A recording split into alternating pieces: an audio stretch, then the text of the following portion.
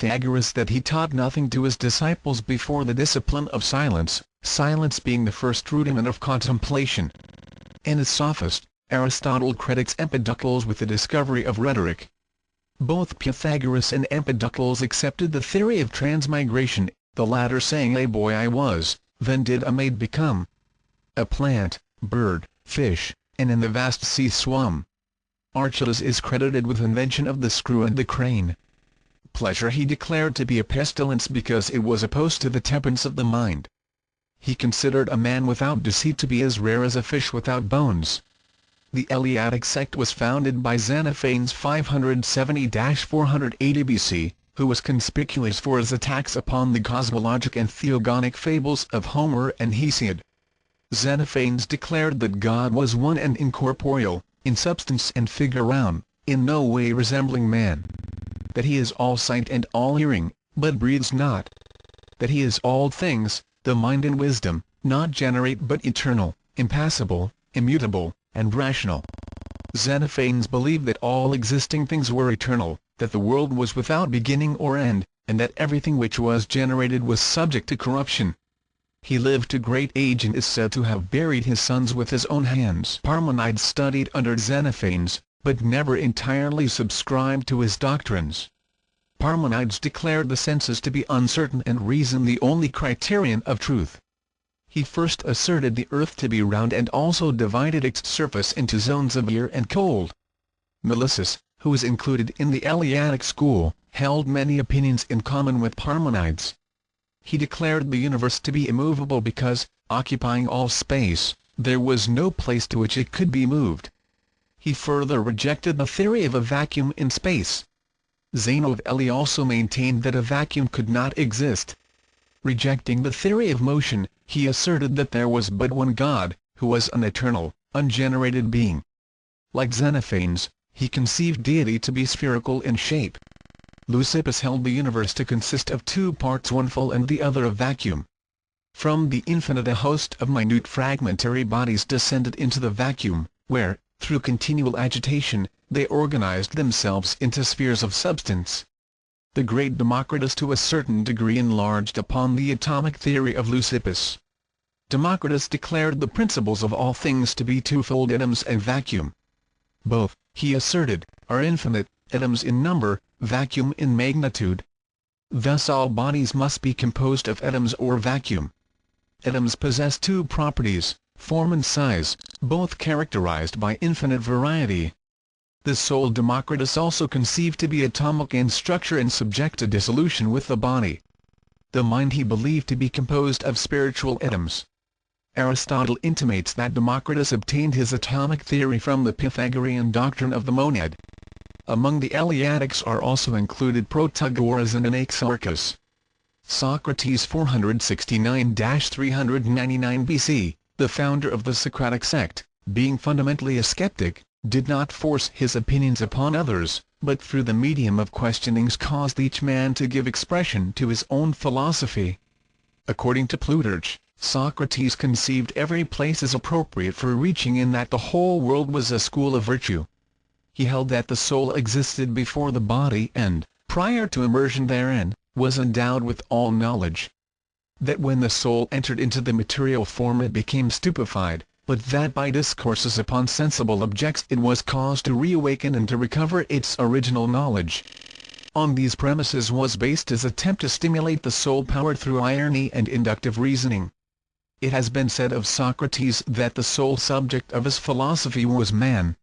He himself declared philosophy to be the way of true happiness and its purpose twofold: one to contemplate God, and two to abstract the soul from corporeal sense.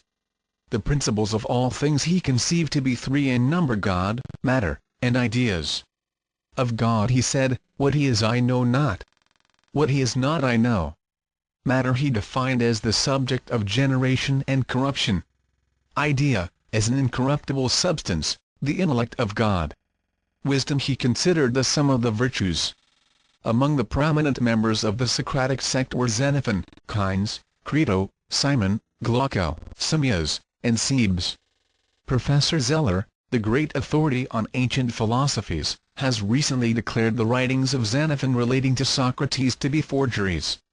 When the Clouds of Aristophanes, a comedy written to ridicule the theories of Socrates, was first presented, the great skeptic himself attended the play. During the performance, which caricatured him seated in a basket high in the air studying the sun, Socrates rose calmly in his seat, the better to enable the Athenian spectators to compare his own unprepossessing features with the grotesque mask worn by the actor impersonating him. The Elean sect was founded by Pho of Elis, a youth of noble family, who was bought from slavery at the instigation of Socrates and who became his devoted disciple.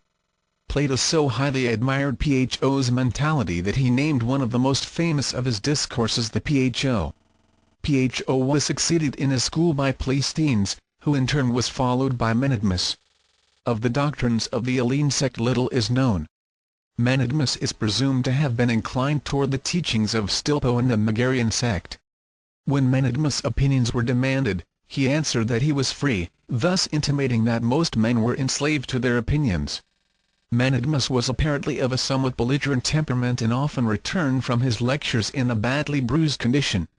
The most famous of his propositions is stated thus: that which is not the same is different from that with which it is not the same.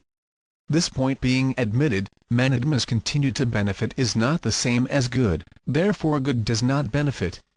After the time of Menedmus the Elean sect became known as the Eretrian. Its exponents denounced all negative propositions and all complex and abstruse theories, declaring that only affirmative and simple doctrines could be true. The Megarian sect was founded by Euclid of Megara, not the celebrated mathematician, a great admirer of Socrates. The Athenians passed a law decreeing death to any citizen of Megara found in the city of Athens. Nothing daunted, Euclid donned woman's clothing and went at night to study with Socrates.